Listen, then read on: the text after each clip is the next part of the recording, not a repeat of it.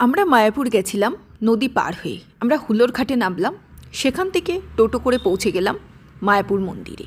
এটি মন্দিরের প্রবেশদ্বার। এখান দিয়ে প্রবেশ করেই প্রথমেই থাকে কুপন কাটার টিকিট কাউন্টার। আমরা প্রথমে টিকিট কেটে চলে গেলাম মন্দির দেখতে। এই মন্দিরটি এখনও সম্পূর্ণ হয়নি। এটা 16 সালে হওয়ার কথা হলেও 2026 হয়ে গেল। এখনও মন্দিরের নির্মাণ কার্য অনেকটাই অসম্পূর্ণ। এরপরে আমরা এদিক ওদিক ঘুরে বেড়ালাম এবং বিভিন্ন ভবনগুলি দেখলাম। এই মন্দিরটি খোলা থাকে সকাল 7টা থেকে দুপুর 1টা পর্যন্ত। 1টার সময় বন্ধ হয়ে যায়, আবার 4টের সময় খোলা হয়। আপনারা যদি সন্ধ্যা আরতি দেখতে চান সেটি 6:30টার সময় হয় বা 6টার সময়, একটু টাইম হেরফের হয়। এরপরে এই দিকটায় আমরা চারিদিকটা ঘুরে দেখলাম। শীতকাল শেষ হয়ে গেলেও এখানে ওয়েদারটা যথেষ্টই সুন্দর, ঠান্ডা গরম মিশিয়ে। আর এখানে প্রচুর দোকান বসেছিল। এই যে দোকানগুলো দেখছেন, এগুলোর দাম মোটামুটি সবই ঠিকঠাক বা রিজনেবল বলতে পারেন। আর সবথেকে বেশি যেটা দেখলাম সেটা হলো ঘাগড়াচলি, বা এখানে যেটা বলা হয় গোপী ড্রেস। এর দাম 600 থেকে 750, 800-র মধ্যে আপনারা পেয়ে যাবেন। এটা হচ্ছে সুলভ প্রসাদ। এখানে 50 টাকার বিনিময়ে খুব সুস্বাদু খাদ্য দেওয়া হয়। আমরা যখন গেছিলাম তখন পুষ্প প্রদর্শনীর মতো চারিদিকে ফুল ছিল এবং নতুন নতুন ফুল গাছও লাগানো হচ্ছিল। এটি কোচ বিল্ডিং। এখানে আপনারা ইচ্ছা করলে থাকতে পারেন।